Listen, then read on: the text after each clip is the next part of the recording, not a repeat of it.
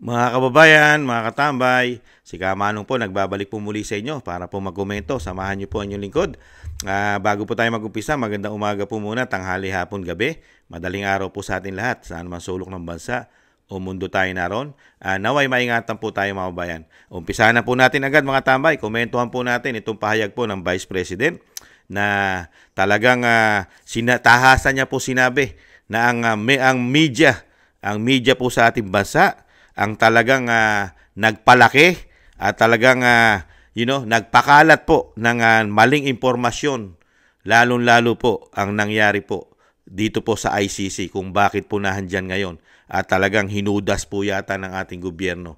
Ang malaking may kasalanan po ang sinisisi ng Vice President ang media dahil hinahanap niya ang mahigit 30,000 na pinakakalat ng media dito po sa War on Drugs, mga kabayan, na sinasabi po crimes against humanity. Ano po ang sinabi ng Vice President? Tanging 181 lang ang nakarating na sinasabing ikinaso nila. Hawak ng ICC. Grabe po, no? Mahigit 30,000 ang namatay daw po ayon sa media. Pinakalat po nila yan. Lalo ang Rappler, di po ba? Pakinggan po natin ang mainstream media, mga tambay, at ang pahayag ng Vice President. At komentuhan po natin, mga kababayan. Samantala, nagkomento naman si VP Sara kaugnay ng pag-turnover ng International Criminal Court o ICC sa mga ebidensya laban kay dating Pangulong Duterte sa defense team nito. Ang set of evidence na tinatawag na Package 001 ay naglalaman ng sinasabing 181 items o pieces of evidence laban sa dating Pangulo. Ayon kay VP Sara, tila hindi papatak sa crimes against humanity kung 181 lamang ang bilang ng ebidensya. Okay lang din naman siguro na mag-comment ako nito dahil hindi naman ako kaparte ng ICC case. 181 pieces of evidence at sinasabi nila libo-libo. This is a case of crimes against humanity. So kung meron ka lang 181 pieces of evidence, does that show a crime against humanity? Kasi sinasabi ko sabi ko, naging kaso ba ito dahil sa atake lang ng media? Sa pahayag ng pangalawang Pangulo, iginiit nito ang malaking papel ng media. Kaya nakadetene ngayon sa ICC si dating Pangulong Duterte kahit hindi naman talaga dapat sa una pa lang. Anya, pinalabas ng media na ang ibang kahulugan na kung tutuusin ay programa o trabaho ng pamahalaan para sugpuin ang iligal na droga sa bansa. Nasaan na ang 30,000 pieces of evidence? This is not a case for the ICC. This was not even, these were not even cases in the Philippines. Not a single case. So, parang ang pakiramdam ko, naging kaso siya dahil sa portrayal ng media sa War on Drugs. And that was just the title noong trabaho ng gobyerno na pugsain ang illegal na droga sa loob ng kanyang bayan. Parang hindi siya makatarungan sa 80 years old na tao. Grabe, no? 181 na evidence lang, cases, ang hawak na ICC. Crimes against humanity na po ang tawag po ng pamahalaan, lalong-lalo po ng binagoong ang Pilipinas. Dahil nga po, halos kinidnap po nila yan. Ayon po sa mga eksperto, kinidnap nila para dalhin sa Dahid, diyan po sa ICC, ang dating Pangulong Duterte, sa utos po. Dahil sino po ba Commander-in-Chief? Ang Pangulong Marcos. Talagang nagtaksil pa sa bayan. Naghudas sa bayan sa ating lalong-lalo sa ating judicial. Tapos 181 cases lang. Crimes against humanity. Kung yan kukumputin po yan. Napakatalino po ng Vice President. Nasaan yung 30,000 na sinasabi ng media? Nasaan yung 30,000 cases ng crimes against humanity na pinagmamalaki po At yan po ay pinaputok po nila yan. Lalo-lalo po ang grupo po nila Trillanes de Lima. Diba? Risa Hontiveros, Makabayan Black, CPP and PNDF. Nasaan po yun? Saka yung pinagkalat po ni Maria Ressa sa buong mundo. Dala-dala niya po yan, 30,000. At ang dating Vice President, Lenny, nasaan po yan? Nasaan po yung mga kaso na yan? 181. Nasaan na media? Nasaan na yung mga binalita nyo ng napakatagal na panahon pa ni dating Pangulong Duterte? Nasaan na po yun? Para maging crimes against humanity. Nasaan ang 31,000? Bakit 181? Mas wala pa. Tutuusin. 300 plus a year. Days. Wala pang isa ang namamatay halos sa isang araw. Pala, kung hindi nagkakamali si Kamanong. 181 lang ang, mga kabayan, ilang taon na nungkulan ang dating Pangulo? 6 na taon na ipaglaban sa war on drugs. Tapos sa ikakaso mo, 181 sa 6 na taon. Kasama pa dyan yung kinaso nila nung panahon po na siya ay mayor pa. Mga kabayan, ganyan po katindi. Ganyan na po ba kahina ang ICC ngayon? At ganyan na rin po ba kahina ang ating gobyerno? 181, hindi mo kayang litisin sa ating bansa? Dahil nga sa pamumulitika. Pamumulitika. Kasama po ang media. Totoo po yun. Totoo po na napakalaki po ng kasalanan na dapat sisihin ng taong bayan ng media. Dahil ang media, mga kabayan, ano po ba ang media sa ating bansa? Di ba karamihan ay pag-aari ng oligarko? Di po ba? Ano po ba ang history ng mga media sa atin? Di po ba? Nagagamit di umano ng mga politiko? Di po ba? At ano rin po ba ang history ng isang media na galit sa dating Pangulong Duterte, katulad po ng ABS-CBN? Ano po history? Napakarami pong history sa kasaysayan ng ating bansa na meron pong isang TV station na napakarami pong kaso, napakaraming paglabag, lalo-lalo po sa kanilang mga empleyado. Di ba? At hindi tamang pagbayad ng buwis. Napakaraming utang sa gobyerno. Sa tingin nyo, magbabalita ito ng tama? Ang istasyon na napasara, hindi nabigyan ng prangkisa. Sa tingin nyo, matutuwa ang oligarko, katulad po na ABS-CBN? Ang ABS-CBN ay pag-aari na oligarko. Sige nga. Kaya nga, panahon na talaga, mga tambay. Panahon na isama sa napakalaking problema ng bansa ay ang media. Isama po, hindi lang po ang gobyerno. Hindi lang po ang gobyerno ang problema ng bansa. Hindi lang po ang binagoong ang Pilipinas. Kasama po ang malalaking mainstream media. Hindi naman po lahat ng mainstream media. Makikita naman po natin kung paano sila magbalita. Yan po ang malaking problema ng bansa. Sila po ang nagpapalaki at nagpapasama. Isa po sila dahil napakahalaga po ng kanilang ginagawa sa ating bansa dahil sila ang napapanood at napapakinggan ng mga Pilipino. Kaya pwede po nilang pamaliin ng balita. Katulad po ng sinasabi ng Vice President, pinamalian nila ang balita, ipinagkalat nila crimes against humanity na mahigit 30,000 ang namatay. Samantalang trabaho ng gobyerno, nalinisin mo ang iyong gobyerno, lalo-lalo sa lumalala na bisyo na droga. Pero ang media, sila ang nagpasama ayon sa Vice President. Totoo po yun. Nasaksihan po natin. Dahil tayo po mga matitinong Pilipino ang nakinabang po. Di po ba? Nakinabang tayo ng 6 na taon, naging mapayapa ang ating mga barangay, ang ating mga probinsya, syudad. Nakalakad tayong muli na walang takot. Hindi tayo takot sa mga adikto, sa mga kriminal.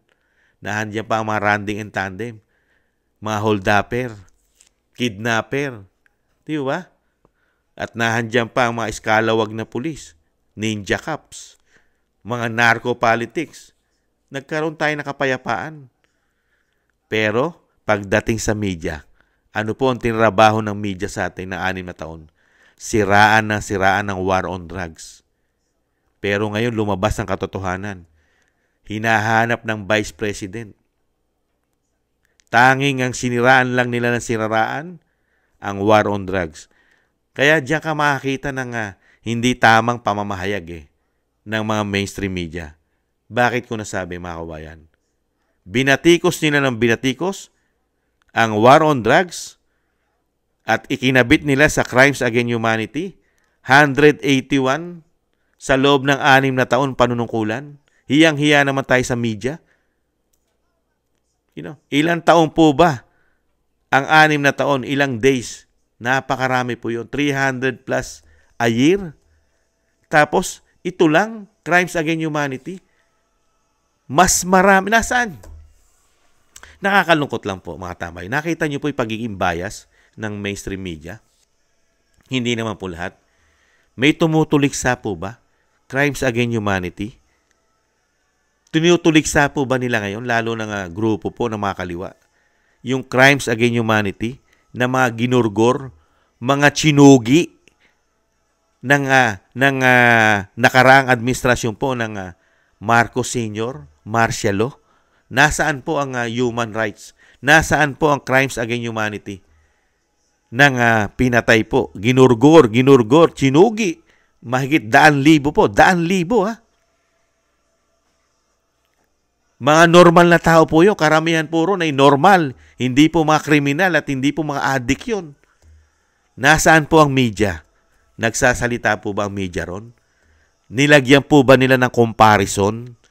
Panahon po ng martial law ng tatay ng Pangulong Marcos Jr. Meron po ba silang binalitang comparison? Kung gaano ang natsugi doon? Gaano karami? Ikumpara mo sa war on drugs na problema ng bansa, bisyo. Sige nga. At nasaan din po ang mainstream media? Nasaan din po ang malalaking mainstream media na tinutuliksa nila mahigit 50 years? Tinutuliksa nila at hinahanap at talagang kailangan managot ang grupo ng NPA, mga kaliwang grupo, mga terorista. Nasaan po ang mga ginurgor, chinugi ng mga MPA, more than 50 years. Nasaan po ang crimes against humanity? Nasaan po ang human rights ng mga Pilipino? Hindi po mga kriminal ang pinatay nila, ang chinugi. Ang ginurgur po ng mga MPA ay hindi po mga addictus, hindi po masasamang tao, hindi mga kriminal. Ang mga chinugi, tinodas ng NPA. Nagsalita po ba dyan ang mainstream media? Nagsalita po ba dyan sila Trillanes, De Lima, Hontiveros? Di ba? Sila senador, dati senador Kiko, sila Bam Aquino, at napakarami pa. Lalong-lalo ang media. Nagsalita rin po ba si Maria Ressa dyan? Sa mga ginurgor, tinodas ng makakaliwang grupo at karamihan po ng mga politiko, congressman, makabayang black. Nagsalita po ba sila dyan? Kinount po ba nila? Kinount po ba ng media? Nag-count po ba sila? Nag-counting po ba ang media? Kung gaano po ang natodas sa mahabang panahon ng makakaliwang grupo, chinugi. Mga kabataan, karamihan po yung mga kabataan, mga anak natin, ang mga natsugi po dyan dahil po nilaso nila ang isipan. Nasaan ang mainstream media? Wala. Tanging dito lang po sa 181 cases. 181. Pinamigay mo, isinuko mo ang soberenya natin. Hindi po ba mga hudas ito? Kasama po ang media, ang mainstream media, sa paghuhuda sa pagtataksil dahil sa balita na ginawa nila, pinasama nila mahigit 30,000 ang chinugi war on drugs. ang ginurgur daw. Kaya daw po ito'y masasabing crimes against humanity. Kaya po mga kababayan, talaga pong ang Vice President ay napakatalino. Yung nakikita niya po ngayon, ang galawan po ngayon. Dahil nakita po ng Vice President na ang malalaking mainstream media ay gamit na gamit po. Gamit na gamit po ng mga politiko, di umano. Dahil nakikita po nila yung sinasabing crimes against humanity ng war on drugs na ginurgor, pero hindi po nakikita ng mainstream media excuse me po, ang mga ginurgor ng mga addictus, ginurgor ng mga iskalawag na pulis, ginurgor ng mga NPA. Mga kababayan, wala. Nada. Tahimik. Kaya po hindi nyo po maisahan ng mga Duterte, lalo-lalo po ang Vice President. Nakikita niya po ang galawan ng gobyerno natin ngayon. Tanging nakatutok lang po, demolition job sa kanila. Gamit po di umano ang media. Kaya po, bistado na ang media ngayon ng mga Pilipino kung paano sila gumalaw. Ayaw ng media na tumino ang ating bansa. Tanging Pilipinas na lang po ang ganito po ang sitwasyon sa Asia na meron pong napakatagal na panahon, more than 50 years, na hindi tinutuligsa ng media. Hindi kinukundina at nilalabanan para mawala na ang grupo na ito na napakarami pong ginurguro at sinugi ang makakaliwa. Kaya po maiisip po ng Vice President, kasama ba kayo ron? Magkakasama ba kayo? Na ayaw nyong tumino, umunlad ang ating bayan? Ayaw nyo na maging mapayapa na ang Pilipino sa Pilipino? Bakit kaya? Nagtatanong lang po si Kamanong, komunista rin ba ang mainstream media? Suportado po ba nila komunista? Di umano? Nagtatanong lang po. Ayaw po ba nila sa mapayapa?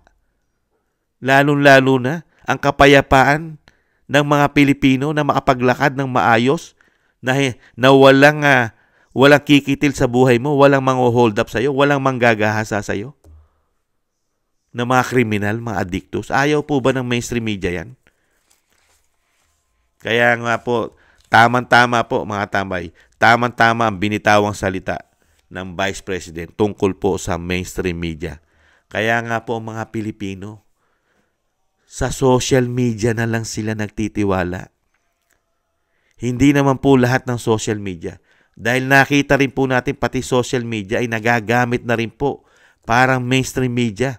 Napakarami po natin kababayan sa social media, lalo po yung mga kilala na at napakarami ng followers, ay nababayaran na rin po ang kanilang prinsipyo. Parang mainstream media. Natatapalan na rin po yata di umano ang kanilang pagkatao. Gaya yata ng mainstream media. Pera-pera. Kaya po mga kabayan, yung sinabi po ng Vice President ay naniniwala po, 100% naniniwala inyong katambay. Dahil nga po, mga kabayan, dito mo lang po dadalhin sa crimes against humanity ng war on drugs. Tapos, 181 lang. Dinala mo pa, hinatid mo pa, gumastos pa na napakalaki ang gobyerno. Gumastos pa na napakalaking pera galing sa taxpayer. Ang ginawa mong pagkikidnap, pagtataksil sa ating bayan, paghuhudas sa ating soberenya, sa ating judicial. Dahil sa sobrang pamumulitika, nakakahiya. Nakakahiya sa buong mundo. Nakakahiya ang ating bansa, mga kabayan. Nakakahiya. Nakakahiya. Dinala tayo sa kahiya ng binagoong Pilipinas. Nakakahiya. Puputok sa buong mundo. Hindi mo kayang litisin ang 181 cases o evidence. Dinala mo pa sa international. Anong klase ang inyong judicial. Anong klase ang judicial sa ating bansa? Ban-ban?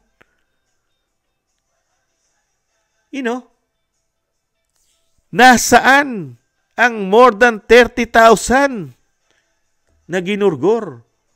Kaso, cases, nada. Nakakalungkot lang po. Grabe po. Ganyan po kahina ang ating pamahalaan sa panahon po ng binagoongan dahil po sa pamumulitika. Pamumulitika po na demolition job. Grabe po, nakakahiya. Dinala tayo sa kahiyan. Napakarami po nating kababayang mga OFW. Ano na lang po ang sasabihin sa atin po, mga Pilipino ng ating pong mga bansa na pinagtatrabahuhan na malaman na tayo Pilipino. Tapos, sasabihin ng mga banyaga sa atin na ang Pilipinas, ang ating judicial ay walang kakwenta-kwenta. Dahil, 181 pa lang, isinusuko mo na ang kapwa mo Pilipino. Ginagawa mo na parang hayop dahil hindi mo kayang litisin sa bansa mo. Katulad na nangyari sa dating Pangulong Duterte dahil sa kagagawa ng media. Kagagawa ng media. Nakita po natin yan. 6 na taong binakbakan nila Maria Ressa, ipinagkalat ng mahigit 30,000 gamit ang mainstream media sa Pilipinas. Ayon sa Vice President, si Maria Ressa at ang dating Vice President Leni kasama sa pinagkalat kung saan sa bansa dinala ang issue na yan. Diba? Grupo nila Dilima, Trillanes, Hontiveros, Kiko, sila Bam, mga Dilawan, mga Pink, kasama po lahat yan ng media, mga kabayan. Kaya napapanahon na po mga tambay na isama po natin talaga. Isama po natin sa napakalaking problema ng bansa ang media. Hindi lang po ang gobyerno ang problema natin. Hindi lang po ang binagoongan Pilipinas ang problema natin, mga kabayan. Kaya hindi po aasenso ang ating bansa hanggat meron pong media na ganito. Na hanggat ang media natin sa ating bansa ay ganito ang sistema, na talagang may killing, may pinoprotektahan, at mukhang natatapalan, kaya nabubulag sa katotohanan. Di kaya? Ganyan pong klase ang ating bansa pagdating po sa media na meron tayo, mga kababayan. Kaya po, kung mapala rin po ang ating Vice President maging Pangulo ng bansa, dapat po itama po yan. Maglagay po ng panuntunan. Magkaroon po ng panuntunan ng ating mainstream media na tumulong po ang mainstream media para po mapaunlad ang ating bansa. Lalong-lalo po ang problema ng bansa ay maitama. Lalong-lalo po ang napakatagal ng problema ng bansa. Kaya ayaw umasenso dahil kinakampihan yata ng mainstream media. Protektado po yata ng mainstream media ang mahigit 50 years ng pakikipagbaka na napakarami na pong ginurgor, tinodas, chinugi na mga kababayan natin ang mga makakaliwang grupo. Dapat po ito, mga tambay, ay imbestigahan. Dapat din po, imbestigahan po ang mainstream media. Baka sila'y nagagamit po ng mga makakaliwa at masasamang tao sa ating bansa. Napapanahon na po yan. Pag naging Vice President, ang ating Vice President ay naging Pangulo, mga kabayan, sana maisip ng Vice President na isama niya rin po, i-prioritize niya rin po ang mainstream media kung nagagamit po ng mga rebelde, makakaliwa, mga terorista. Hindi po aasenso ating bansa pag meron po tayong klaseng ganyang mainstream media na nagagamit po sa hindi maganda. Pamumulitika at syempre po, pati po sa mga makakaliwa. Imbestigahan po yan, lalong-lalo po yung mga reporter niyan at lalong-lalo po yung may-ari, mga kababayan. At siyempre po, ang kinatatakot din po ng mga oligarko na may-ari ang may-ari ng mga istasyon, ang kinatatakot nilang makabalik ang mga Duterte, mga kababayan, ay siyempre, magbabayad na naman po sila ng tamang buwis sa ating lipunan. mga kabayan, sa ating bansa. Ganyan po talaga eh. Hindi po nila magugustuhan ng mga Duterte, mga kabayan. Lalong-lalo ang mainstream media, nagtatrabaho yan para sa mga oligarko yata, hindi naman para sa taong bayan. Di po ba, mga kabayan? Kaya po, saludo po kami. Saludo po si Katambay Manong kay Vice President. Mabuhay po kayo. Dahil totoo po lahat ng sinabi nyo. Kaya nga po pinagkakatiwalaan na po ngayon ang mainstream media. Mga kabayan, mainstream media po ang pinagkakatiwalaan. Sorry. Hindi na pala pinagkakatiwalaan ng mainstream media. Social media na, mga kabayan. Social media na. Erase. Ang mainstream media, hindi naman po lahat, basura na. Basura na. Huwag naman po natin lahatin. Meron pa naman po kahit papaano matitino na mainstream media. Pero ang mas pinagkakatiwalaan po ng Pilipino, social media. Pero hindi naman po lahat ng social media. Napakarami po diyang bayaran. Bayaran sa social media. Malalaman naman po natin, mga kabayan, ang prinsipyo ng mga vlogger. Lalong-lalo po sa issue po na nangyayari po sa ating lipunan sa binagoong ang Pilipinas. Pagka ang vlogger ay walang nakita, problema, korupsyon, sa 3 taon panunungkulan ng administrasyon po ngayon, alam na po natin yun, mga tambay. Alam na po kung anong klase po silang vlogger at anong klase po silang Pilipino. Bago po tayo magtapos, mga tambay, shoutout po muna sa mga nagbibigay po ng biyaya sa inyong lingkod. Thank you po. Kingston 123 ng Hong Kong, Gina Ray, Solid DDS ng Berlin, Germany, Jake Yahut 4531, Jasmine Channel, Telma Pasaw, Dan Rivero ng Anchorage, Alaska, Bon Rosales ng France, John Sarip, Amsterdam, Holland, Chona Banks ng 1077, Milwaukee, Wisconsin, USA, Julieta Celona ng Sydney, Australia, Ma'am LB Sermani ng North Miami, Florida, USA, Grace Obet ng California, USA, Michelle Del Valle ng New Zealand, Sara Nakamura ng Japan, Melencio Bandibas ng Jeddah, Arabia, Trojanta 9828 ng Korea, Lopez Ibina ng Saitama, Japan, Librado Reyes 8529 ng California, USA, Danilo Basan Jr. Jubail, Saudi Arabia, Roberto Papa, United Kingdom, 29 Narciso Esteban, Reynaldo Pexon, June De Jesus, Lee Chen, Ana Santos, Bon Rosales, Benjamin Garduque, Pepito Cabiso, Donaldson Paras ng Canada, at LKD 459 ng Belgium, Hermogenes Maramag, Manuel Ramos, Neshrin, Kingdom of Saudi Arabia, Richard Macelones, Dennis Velasco, Ani PH Vlog Official, Richard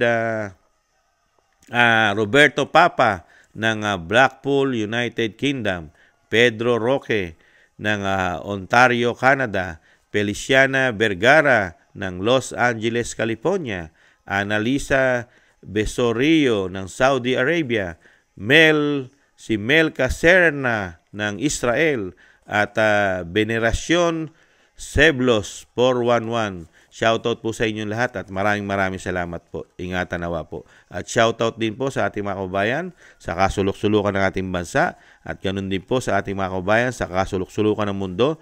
Mga kababayan po nating OFW, maraming salamat po. Ingatan nawa po kayo at mabuhay po kayo ang ating mga bayani. At thank you rin po sa nakagusto po ng ating Tambayang Makabayan sa YouTube at TikTok. At ganoon din po sa mga nagko-comment, like, share, and subscribe. Maraming salamat po. At syempre po, wag po natin kalimutan isama sa dalangin na maingatan po at ang kalusugan po at syempre po ang dugtungan ng mahabang buhay ang ating dating Pangulong Duterte na muli po siyang makabalik sa ating bansa, mga kababayan. Maraming salamat po. Sa muli, paalam, bye-bye.